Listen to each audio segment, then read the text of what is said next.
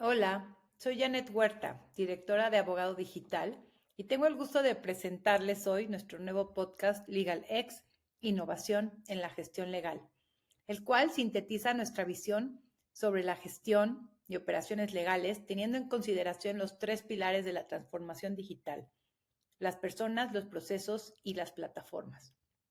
Todo esto orientado hacia la experiencia del usuario. En este podcast retomamos la esencia de nuestros webinars y del foro digital de innovación legal que veníamos haciendo, y además integramos nuestra experiencia acompañando a los departamentos legales y despachos en sus procesos de transformación. Estaremos trayéndoles entrevistas de los actores más importantes del ámbito legal en toda Latinoamérica y ofreciendo una muestra de las nuevas visiones, la innovación y la tecnología que están haciendo que la práctica legal se modernice. Te doy la bienvenida a un nuevo episodio de LegalX, el podcast de innovación en la gestión legal. Hoy tenemos una conversación imperdible con un invitado que está revolucionando la manera en la que entendemos la gestión de litigios en Latinoamérica. Nos acompaña Matías Fischbock, abogado argentino, empresario legal tech y apasionado de la innovación digital.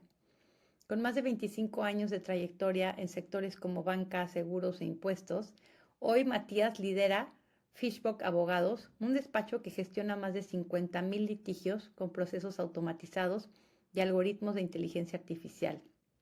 Además, desde DASA, impulsa soluciones de Legal Tech como el software de Legal Run y servicios de BPO para transformar la gestión de casos legales. En este episodio, con Matías, hablamos de cómo automatizar el seguimiento e impulso de miles de juicios. También platicamos de qué se puede hacer realmente cuando se aplica la inteligencia artificial en un litigio, el papel del abogado litigante en toda la transformación judicial y finalmente la importancia de la colaboración entre poderes judiciales, despachos y la tecnología, que es clave para que suceda un verdadero cambio en la gestión de los litigios y de los asuntos legales. Este episodio es una invitación a mirar el futuro del litigio con ojos estratégicos, tecnológicos y colaborativos, porque innovar ya no es una opción, es una responsabilidad compartida. Acompáñanos. Hola, queridos amigos, abogados digitales, bienvenidos a un episodio más de este podcast LegalX, Innovación en la Gestión Legal.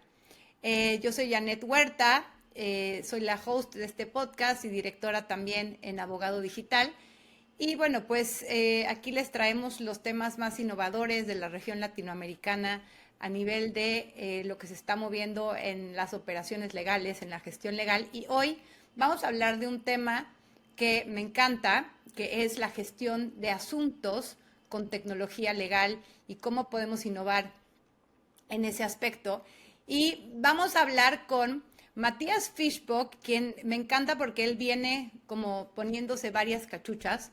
No nada más es un abogado que tiene su propio despacho en donde gestiona asuntos con procesos automatizados, pero bueno, pues ya nos va a contar que también tiene una historia de pues haber desarrollado en esta necesidad probablemente propia de haber desarrollado su propia Legal Tech, su propio software de gestión de asuntos, así que también trae esta cachucha de el emprendedor Legal Tech, además de ser muy activo en asociaciones, en todo este empuje a nivel de liderazgo, ¿no? Que muchos a veces lo tenemos pues ahí un poco más como una causa, no necesariamente de negocio, sino pro bono, el estar empujando estos temas.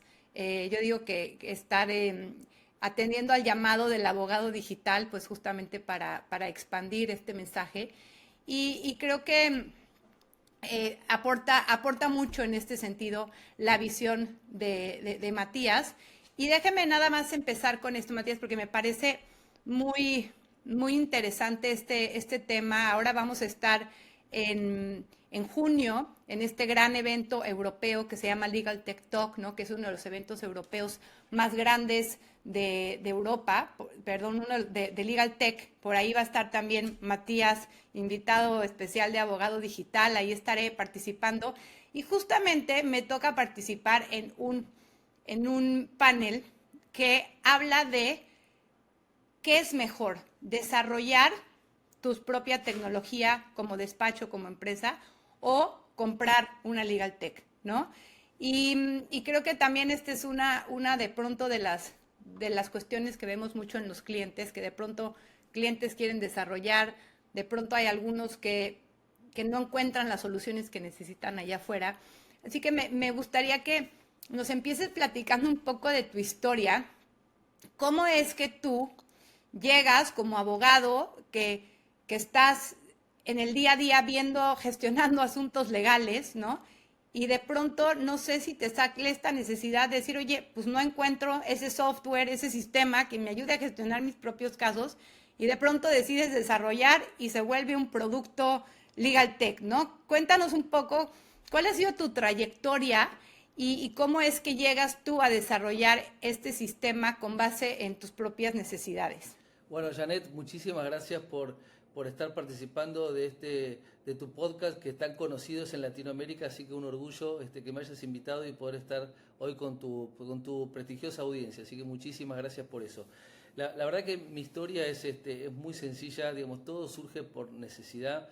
La realidad es que yo trabajé en bancos locales e internacionales durante muchos años y en gerencias de legales y en algún punto siempre tenía como la sensación de que no era un verdadero abogado, ¿no? Tenía esa concepción tal vez un poco tradicionalista de pensar de que el abogado es el que lleva litigios y claro, trabajar en una gerencia de legales en un banco probablemente uno en forma directa no los está llevando, sino que eventualmente hace otro tipo de tareas y después de una larga decisión, digamos, emprendí, digamos, mi actividad independiente en el año 2006 y tenía como la vocación y la necesidad de tener juicios, de llevar juicios y estar involucrado en eso del día a día de los procesos judiciales.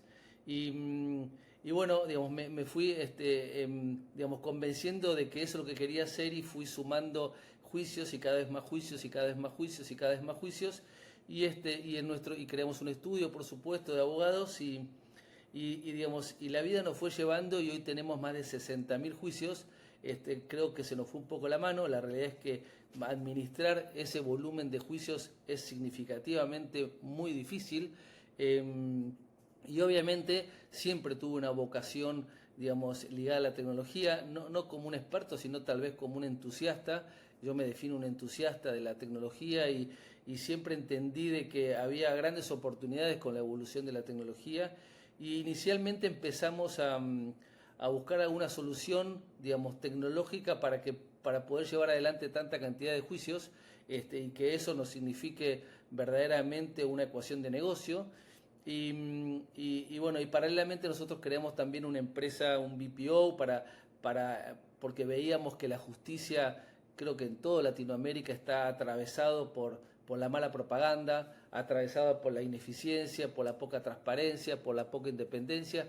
Entonces, más allá que yo tenía como mi ideal o mi utopía de que llevar adelante juicios era realmente ser un abogado, también entendía de que los conflictos no se estaban resolviendo en tiempo y forma a través de un juicio y para eso creamos una empresa de BPO, un contact center, para llevar adelante gestiones extrajudiciales que puedan paliar esa ineficiencia de la justicia y resolver esos juicios de manera extrajudicial.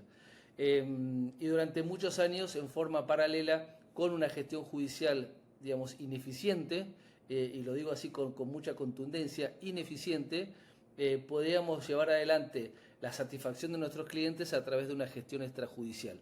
¿Qué implica la gestión extrajudicial? Y, digamos, en un juicio, digamos, donde nuestro cliente, un banco, nos pide que cobremos la deuda de un préstamo, probablemente es más fácil, digamos, que más allá de llevar adelante un juicio, llegar a un acuerdo transaccional con un plan de pago para que pueda resolver ese conflicto, por ejemplo. Esa es la típica situación. Pero claro, digamos, nos acercamos a la pandemia y la pandemia obviamente nos redobló los esfuerzos de buscar alguna solución y pasó algo, que fue la digitalización de los expedientes judiciales. Que si bien en Argentina ya en el 2011 había empezado a transcurrir ese proceso muy lentamente, obviamente en todo el mundo y por qué no en Latinoamérica y en Argentina, se agudizó, en el proceso de pandemia. Eso nos generó una oportunidad de empezar a buscar herramientas de automatización, nosotros lo llamamos robot a través de scrapping, para empezar a conectarnos con los portales judiciales donde están alojados los juicios para poder llevar adelante el seguimiento de los juicios de una manera mucho más automatizada. Me generó tanta pasión ese mundo y empezar a entender de que existía una industria de Legal Tech que empecé a recorrer el mundo, empecé a participar en eventos internacionales y viendo qué era esto del mundo Legal Tech, que finalmente es lo que yo estaba haciendo en nuestro estudio, tal vez, con soluciones in-house, y realmente me fanaticé, de esto, y obviamente con la aparición de la inteligencia artificial y esta revolución que estamos viviendo, esto se me agudizó mucho más. Y en paralelo con estas actividades que yo venía desarrollando, y ahora te cuento qué fue lo que nuestro bebé, lo que surgió a partir de esta necesidad que teníamos en nuestro despacho de abogados, paralelamente este fanatismo me llevó a sostener de que podíamos contribuir desde el sector privado a aprovechar esta oportunidad de transformar la justicia con innovación y con inteligencia artificial. Y seguramente lo diré varias veces porque como que estoy muy convencido de que los abogados y más aún los litigantes como nosotros somos absolutamente responsables de que tenemos que hacernos cargo de este cambio y de la responsabilidad que nosotros también tenemos que cambiar, ¿no? Esto cuando yo decía hace un rato de la ineficiencia de la justicia, de la mala propaganda, los abogados que litigamos también somos responsables de esa ineficiencia. Entonces, me parece que tenemos que desde el sector privado, del abogado litigante, contribuir a que en forma conjunta, ecosistema, sector público, justicia, poder judicial y nosotros, poder contribuir a mejores prácticas, obviamente con la inmersión de la inteligencia artificial que estamos frente a esa gran oportunidad. Pero no me quiero ir de tema y te cierro a tu pregunta. Creamos una asociación que es una ONG que se llama ALTA, Asociación de Impulsores de Legal Tech en Argentina, y desde allí hemos logrado alrededor de 100 socios multidisciplinarios, desde emprendedores de startup, jueces de la Corte Suprema, grandes estudios jurídicos, grandes bancos, abogados de a pie, como yo lo llamo, emprendedores, empresarios, todos juntos de manera pro bono, creando acciones e iniciativas de innovación e inteligencia artificial para transformar la justicia sector legal. Así que estamos muy entusiasmados con esas acciones que estamos haciendo, que tenemos un trabajo por delante enorme. Así que bueno, ese soy yo, tal vez con estas distintas aristas, algunas muy vinculadas con la actividad pro bono y otras obviamente con mi profesión y con mi negocio. Y esto que dices, Matías, me encanta de la corresponsabilidad, ¿no?, de todo el ecosistema. Y a mí me parece que en Argentina también están haciendo una gran labor de reunirse en equipo, ¿no? Y sobre todo el Poder Judicial.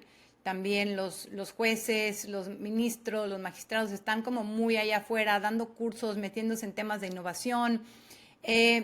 Y creo que es importante esta perspectiva desde tú ser abogado litigante, en donde dices, la innovación judicial no solo le corresponde al Poder Judicial, ¿no? Porque de pronto, no sé, en México también vemos cómo también de pronto los tribunales avanzan, implementan sus propias plataformas, inclusive al principio de firma electrónica, pero luego ahora ya de gestión de las demandas, y parte de lo que he escuchado de dentro del Poder Judicial es que los abogados litigantes no saben ni siquiera cómo usar esta plataforma para meter sus demandas, y el gran reto también que de pronto tienen es cómo capacitamos al abogado litigante, ¿no? Antes de la pandemia, que no era una necesidad tanto, yo platicaba con los tribunales y me decían, es que no es que nosotros no quisiéramos desarrollar la firma electrónica, sino es que la gente no la usaba, ¿no? O sea, los abogados litigantes, digamos, no había demanda para el producto, entonces no le hacía sentido al tribunal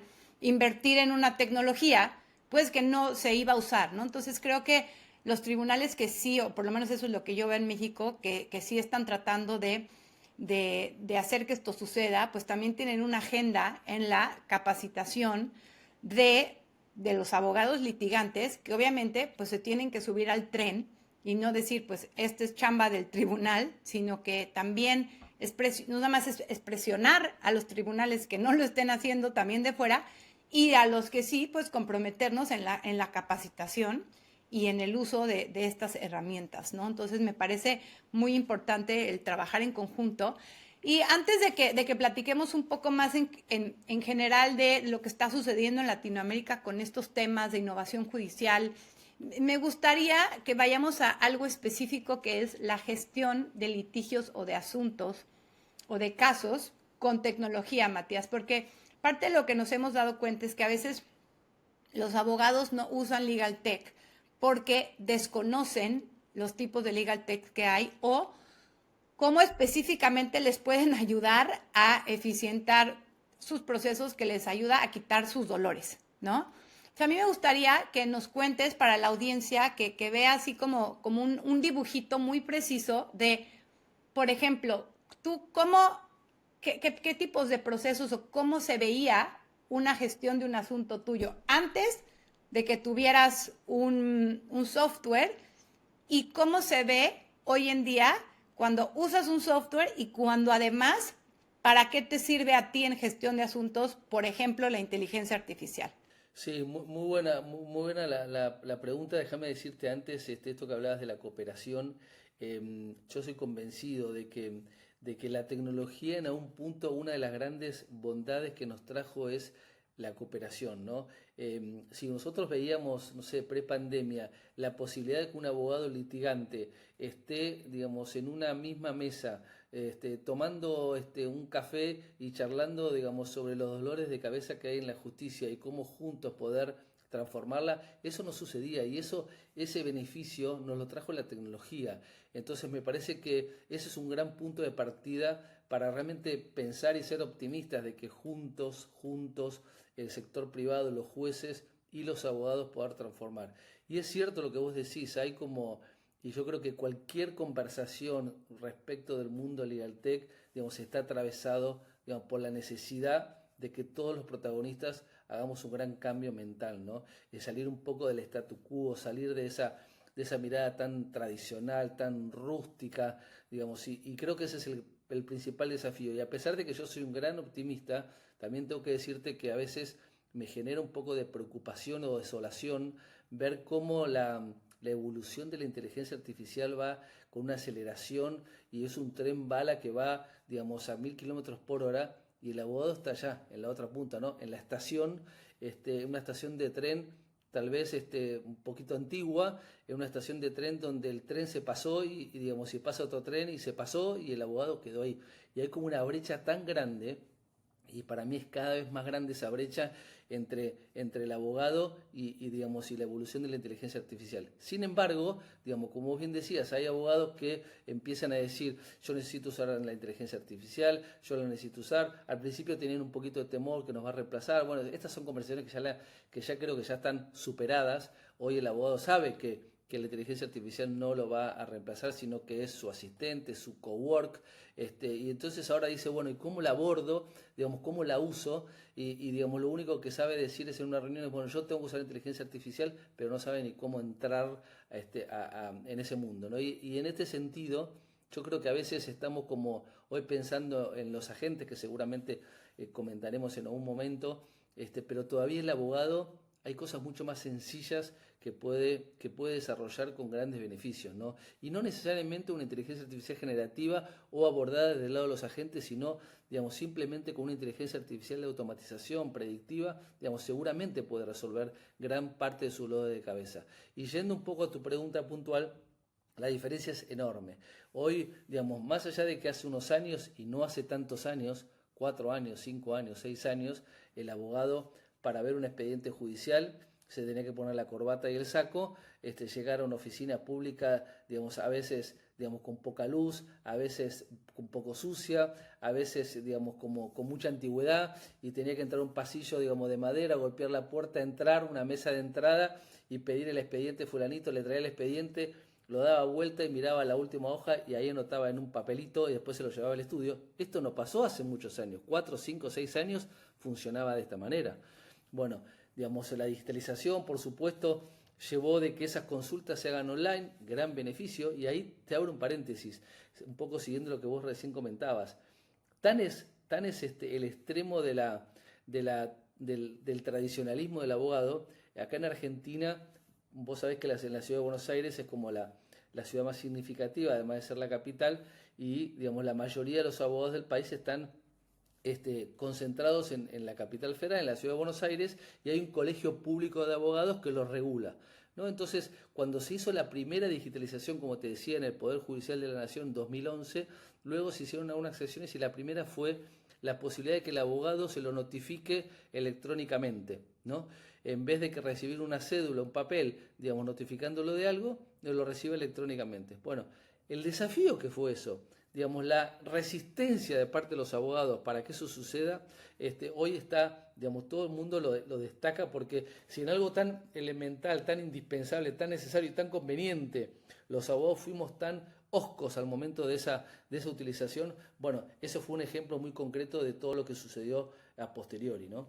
Y bueno, como te decía hoy, un caso judicial, digamos, la ventaja es que el abogado tiene la posibilidad de ingresar a una página web, consultar el expediente, que hoy en su gran mayoría en Latinoamérica, y entiendo que en México también, por lo menos en gran parte, están bastante digitalizados, entonces la consulta de los expedientes se pueden hacer a través de la web, pero claro, tiene que entrar uno por uno para ver si tuvo un movimiento. Luego de ese movimiento tiene que analizar el caso, tiene que preparar algún escrito para impulsar ese expediente, después tiene que entrar nuevamente a la plataforma para poder presentarlo, y hoy hay herramientas como la nuestra, que se llama LegalRun, que lo que hace es, en primera instancia, digamos, esa revisión uno por uno de los casos ya no se hace más, porque a la noche hay un proceso robotizado de que lo que hace es entrar a cada uno de los expedientes. Pensemos cualquier despacho de abogados que puede tener 1.000, 2.000, 3.000 juicios.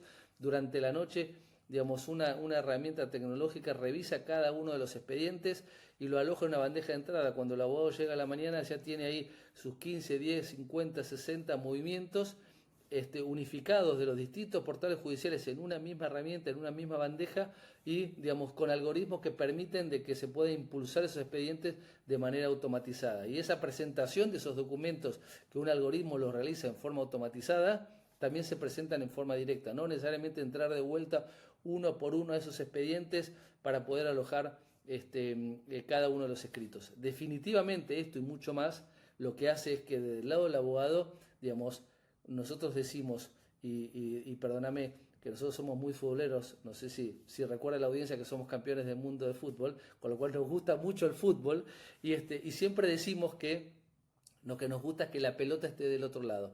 Es decir, el juez despacha algo y el abogado lo que hace, como tiene una herramienta, llega al despacho lo que dijo el juez y el abogado inmediatamente ya le está contestando. Y eso definitivamente es un gran acelerador del juicio y contribuye a que sea mucho más eficiente el proceso judicial. Oye, Matías, y cuando recibes, digamos, automáticamente esos temas, ¿también hay o tienes o usas como una herramienta para que te haga un poco más de estrategia de caso a nivel de inteligencia artificial, propuesta de la demanda o de textos?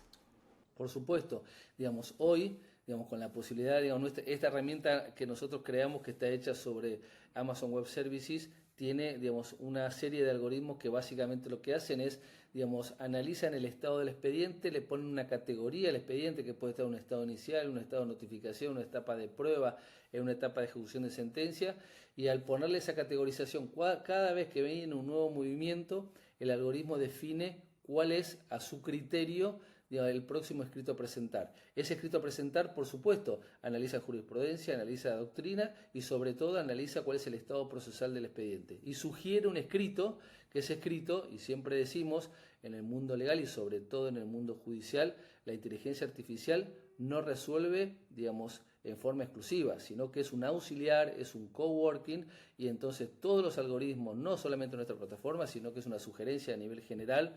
Todos los algoritmos tienen que ser supervisados y de una caja abierta. Es decir, el usuario tiene que saber cuál es el razonamiento que está realizando la IA al momento de sugerir un planteo judicial. Y por supuesto el abogado valida y verifica lo que el algoritmo le definió, aprieta un botón y el escrito es presentado en el expediente. Oye, Matías, y en este caso, que esto es lo que hace, digamos, tu software, nosotros hemos visto que uno de los puntos de dolor mayores del cliente a nivel litigio con un despacho es la oscuridad de la información, ¿no? O sea, que un cliente diga, me genera un estrés horrible no saber en qué va mi asunto, tener que hablarle al abogado, que el abogado no me contesta, ¿no? Y de pronto, pues vemos que también parte de empezar a organizar nuestra propia información y procesos, de pronto se vuelve para que eventualmente podamos abrirle la ventana de la información también al cliente, ¿no? Para la experiencia de usuario, que no tenga como esta ansiedad de qué está pasando, cómo aborda o se puede abordar algo de esto con, por ejemplo, con el software que ustedes tienen. Qué bueno, Janet, eso me abre para hacerte un comentario.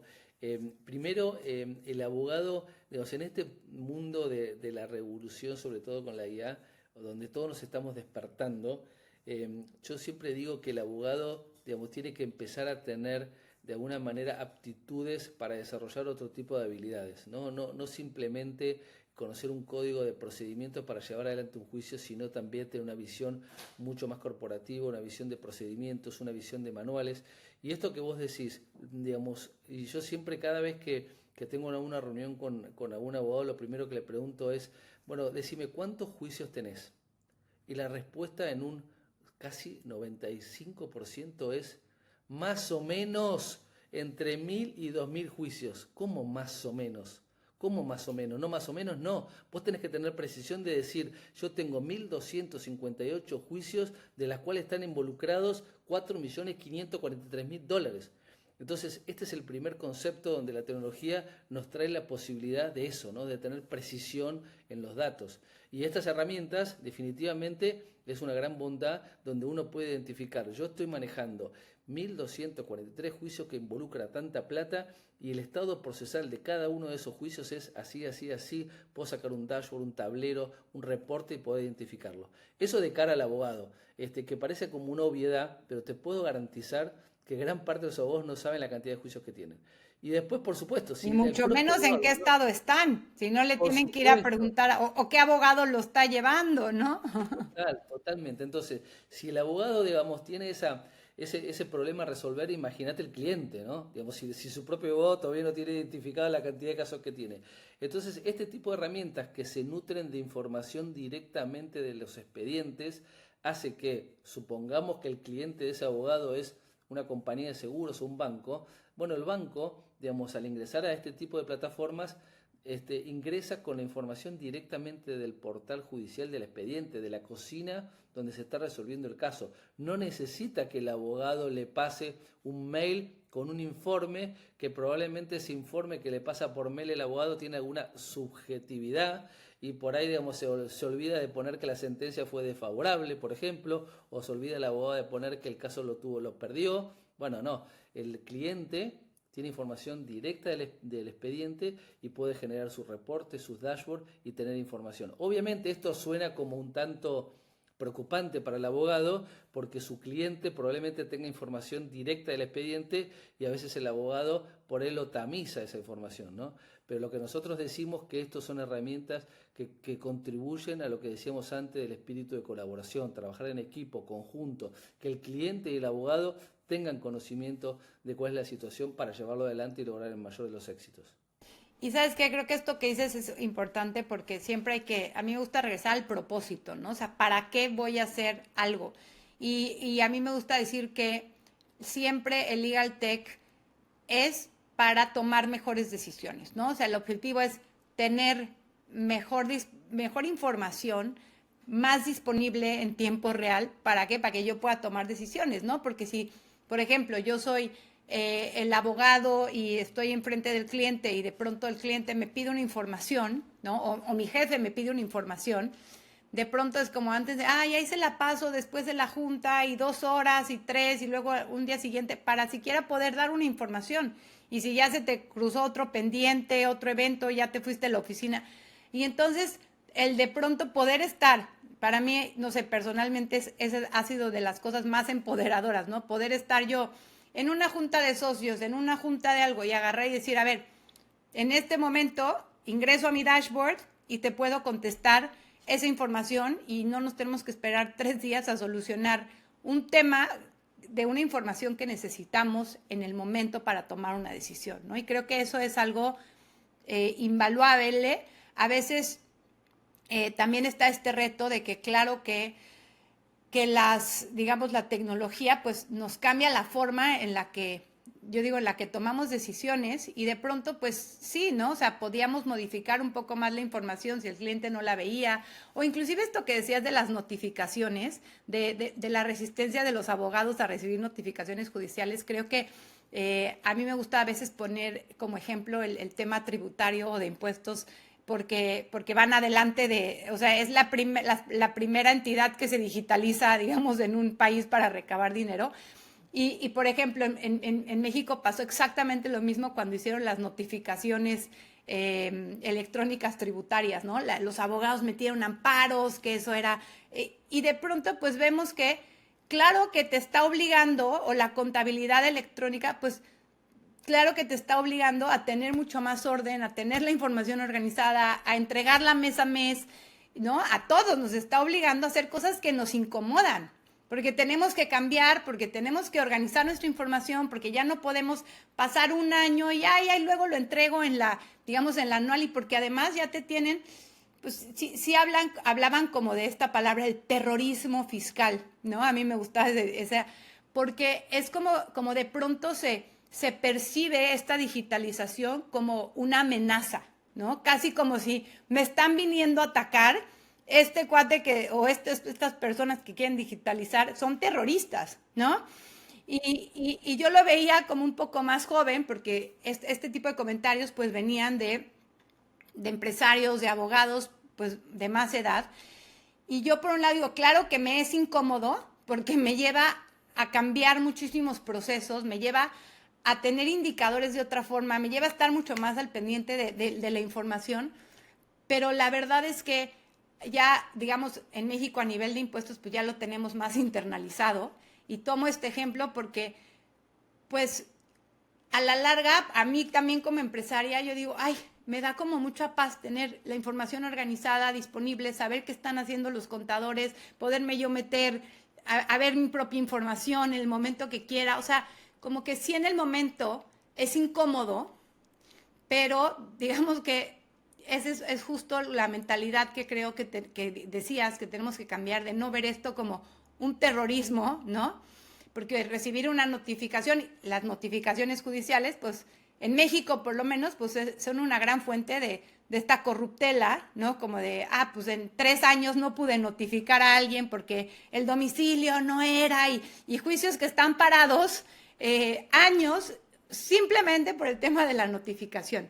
Entonces, es chistoso porque yo desde la perspectiva que veo de afuera, siendo no abogada, es como digo, pues era parte de la estrategia, inclusive del litigio, ¿no? Y que de pronto me pongan una notificación electrónica en donde, digo, no sé cuáles sean los términos, pero que digan, pues, si abriste el mail, si lo recibiste, yo ya te doy por enterado, pues me imagino que obviamente es muy incómodo para los abogados, ¿no? No sé cómo ves tú esto del cambio y la incomodidad que genera. No, totalmente, totalmente, y es tal cual lo que vos decís, esa resistencia a esa notificación electrónica por mail es justamente para decir, bueno, no, prefiero recibirlo dentro de un mes, 2 meses, 3 meses, me da más tiempo. Mirá, nosotros hicimos una encuesta en los códigos de procedimientos acá en Argentina, y sospecho que en el resto de Latinoamérica también, te da una fecha de vencimiento para poder presentar algún documento, ¿no? Y esa fecha de vencimiento hay como una ayudita extra, que acá lo llaman, digamos, un periodo extra, que es, bueno, digamos, si vence hoy, bueno, tenés la posibilidad de presentarlo mañana, las 2 primeras horas o las 4 primeras horas. Bueno, hicimos una pequeña encuesta y más del 50% los abogados lo presentan siempre, digamos, en esas 2 primeras o 4 primeras horas. Entonces, esto es lo que tenemos que cambiar. Pero el abogado tenemos que tomar conciencia de que cuando el abogado se queja de que el abogado litigante está desprestigiado, es poco glamoroso, está mal pago, está desjerarquizado, bueno, nosotros somos los propios abogados los que contribuimos a eso, ¿no? Obviamente que la justicia, no podemos negar que la justicia, digamos, también tiene sus debilidades y tiene mucho por hacer, pero los abogados también somos responsables. Entonces, si nosotros, como vos decís, digamos, entendiendo de que eso hay que cambiarlo, de que tenemos que trabajar información, tenemos que trabajar procesos ágiles, no solamente con tecnología, sino en general, me parece que si no tomamos esa conciencia, vamos a continuar. Y por eso yo siempre digo que estamos frente a una oportunidad de jerarquizar nuevamente al abogado litigante. A cualquier despacho de abogados grandes, digamos, el monto de honorarios que cobra un abogado litigante es en 30-40% de lo que cobra un abogado corporativo. Entonces eso hay que revertirlo, pero digamos, el punto inicial es que el propio abogado también tiene que cambiar. Totalmente. Y bueno, Matías, en esta como tercera etapa, para ir pasando ya como también al cierre, me gustaría que ahora sí pasemos a tu experiencia de cómo está el desarrollo judicial, ¿no? Porque tú dices, yo desarrollé un software en donde te conectas de alguna forma con la información del Poder Judicial, no nada más para poder ver si algo se movió en tu asunto, lo que sea, sino también para poder subir. Me parece muy innovador esto de subir automáticamente los escritos, las demandas, etcétera. Y la verdad es que me gustaría que nos dieras tu perspectiva, porque por ahí me decías antes de que tu software únicamente está disponible para ciertos países por el tema de la conexión con los poderes judiciales, lo cual me parece muy interesante que en el mundo de Legal Tech, digamos que es más fácil regionalizar softwares como de gestión en general que tienen que ver con procesos de la empresa, del despacho, que yo los puedo vender en todos los países, ¿no? Sin embargo, específicamente en softwares de gestión de asuntos legales que se tienen que conectar con los poderes judiciales, pues casi que tenemos que ir país por país porque pues te tienes que conectar con la información de los poderes judiciales y eso va a depender de qué tan abiertos estén, qué no, ¿no?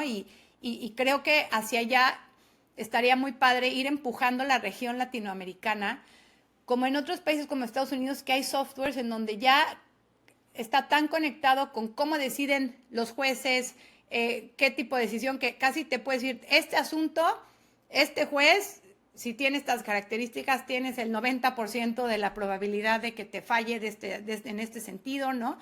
Obviamente se empieza a abrir y aclarar la información de cómo están haciendo las sentencias los jueces, en qué sentido. Entonces, bueno, creo que también ahí hay un tema de esclarecer información y obviamente ayuda a la corrupción y es parte de la resistencia, pero me gustaría que platícanos en qué países están ustedes y cuál ha sido tu experiencia de cómo está el Poder Judicial abierto y qué haría falta para empujar este tema de la conectividad.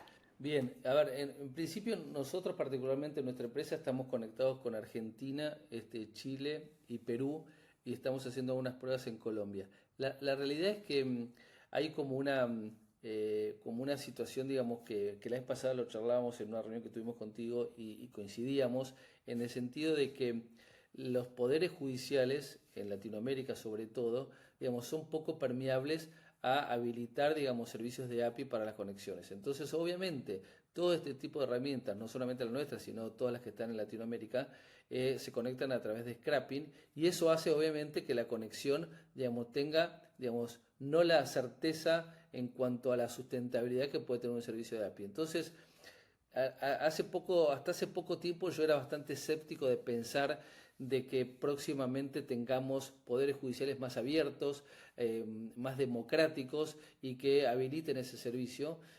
Hoy tengo alguna esperanza y te cuento una situación en Argentina. A través, digamos, de una persona que vos conocés, que es Mario Daro, que tanto está haciendo por la innovación, no solamente en Argentina, sino que en Latinoamérica. Él promovió, digamos, lo que se llamó el BUS federal, que es unificar en una misma plataforma todas las notificaciones y los oficios de todas las jurisdicciones. Recordemos que Argentina, como México, países federales donde hay centenares, digamos, de poderes judiciales. Nosotros tenemos 24, pero entiendo que ustedes tienen más de 100 poderes judiciales y eso es el principal, y déjame abrir un paréntesis, digamos, ese es el principal desafío de innovar en una justicia federal donde cada provincia, cada jurisdicción tiene sus procedimientos, tiene su idiosincrasia, su cultura, sus recursos, su ánimo de salir de la poca transparencia, su ánimo de salir de la poca independencia. Cada jurisdicción tiene su particularidad. Entonces, En países como los nuestros, federales, digamos, la innovación en la justicia se hace mucho más difícil.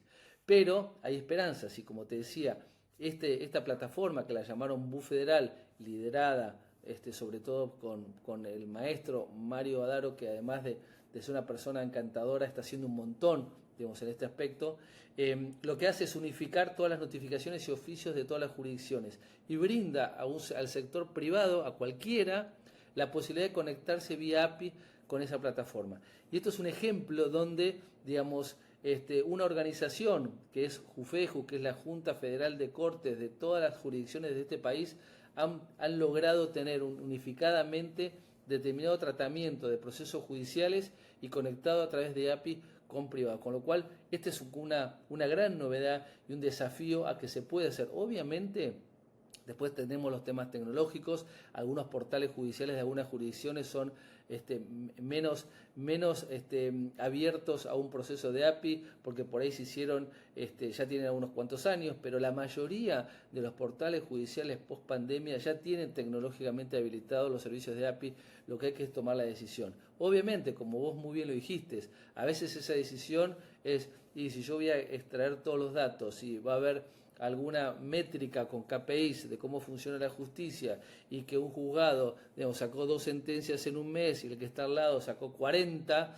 y si eso se hace público, bueno, ahí entramos en un tema de fondo tan interesante que es la transparencia de la justicia.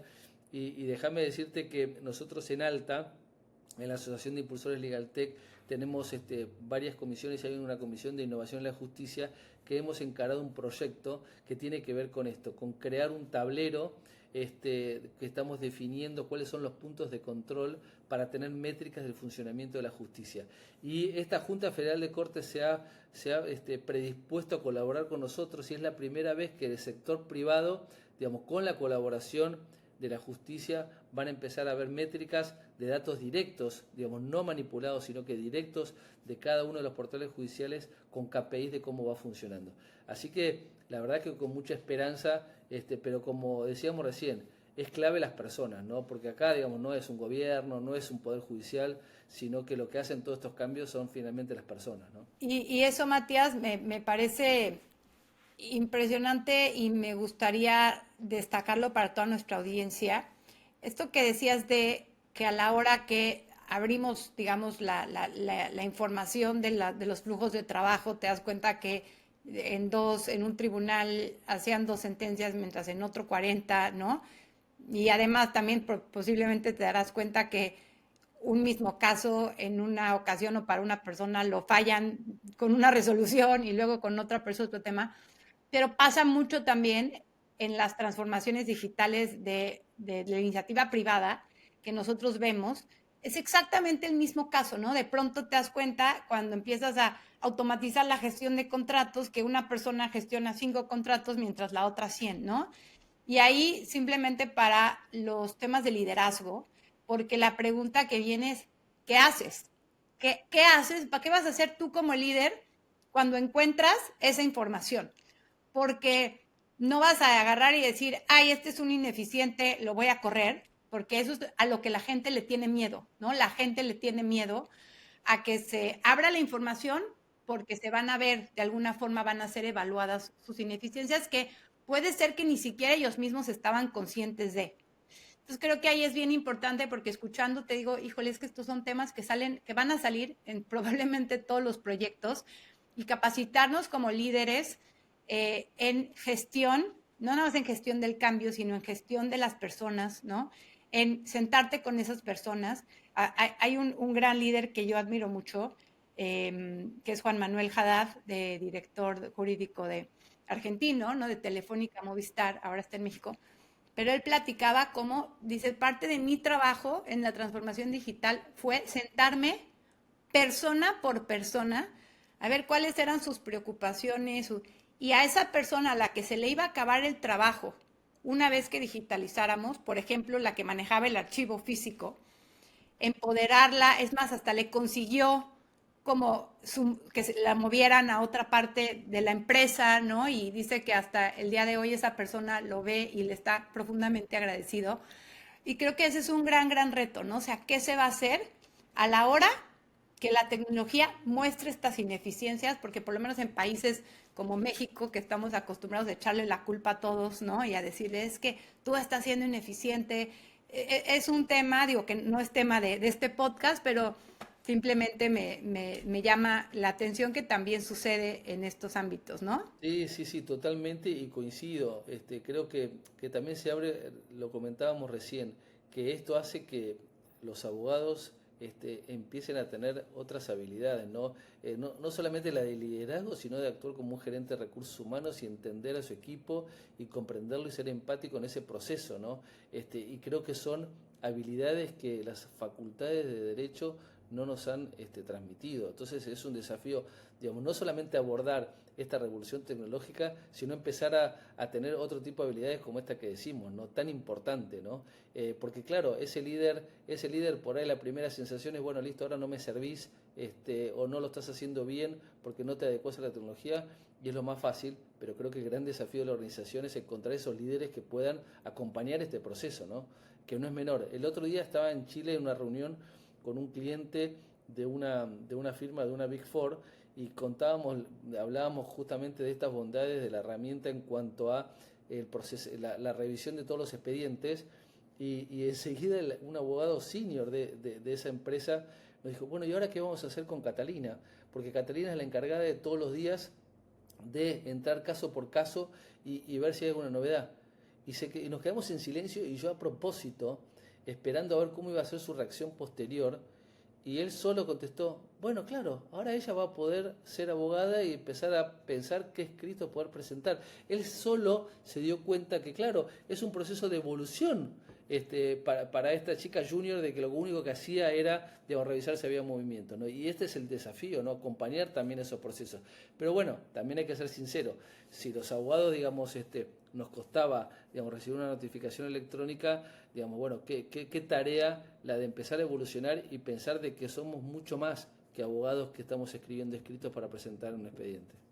Totalmente, me encanta súper poderosa esa historia que nos cuentas.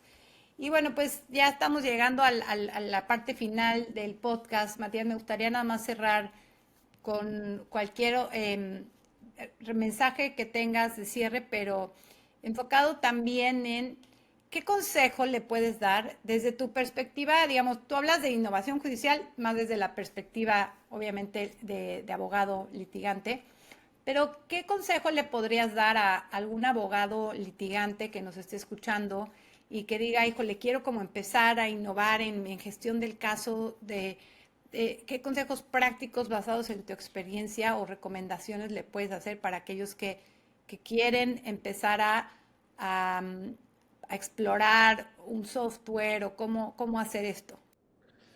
Bueno, primero déjame decirte, y para ir cerrando, que te lo voy a dar como un ejemplo, digamos, cómo lo estoy viendo actualmente, y creo que esto se replica en toda Latinoamérica. Nosotros el año pasado, digamos, nuestra asociación, junto con la Universidad de Buenos Aires, liderada por el Laboratorio de Inteligencia Artificial y Derecho de Juan Corbalán, Mario Adaro y otras organizaciones, hicimos un programa de uso ético y responsable de la IA generativa, y que se hizo, digamos, por un lado para funcionarios judiciales, de los poderes judiciales, y en paralelo para abogados litigantes o no, cualquier abogado. Y ante nuestra sorpresa, en ese programa, digamos, que se llevó a cabo con un proceso de alfabetización y acercamiento a la IA generativa, y después culminó con unas recomendaciones, en el mundo, digamos, de los abogados anotaron más de 7.000 abogados, que para Argentina 7.000 abogados es un montón. Funcionarios judiciales se anotaron más de 4.000 en ese programa, y esto es una clara evidencia de que hay un despertar y una intención de verdad y genuina de empezar a entender de que las herramientas y sobre todo la IA nos puede transformar. Ahora, obviamente, como decíamos al inicio, la típica es, bueno, yo necesito IA. Bueno, ¿y ahora cómo uso la IA? No solamente en litigio, sino en cualquier actividad legal. Mi recomendación es, digamos, primero identificar los dolores de cabeza, identificar dónde podemos utilizar este tipo de herramientas, y no empezar al revés, no decir voy a usar IA, digamos, sino entender primero. Y creo que hay en Latinoamérica, y ustedes creo que son un ejemplo muy concreto, que hay trabajos de consultoría donde realmente se pueda explorar dónde están los puntos claves para poder aplicar tecnología y qué tipo de tecnología. Obviamente, en el mundo de litigios es muy fácil, nosotros tenemos una herramienta de seguimiento de juicios, está más claro, pero después hay un montón de otras actividades que realizan los abogados que mi recomendación es, digamos, hay en el mercado y usted es un ejemplo muy concreto de poder colaborar en esos procesos, ¿no?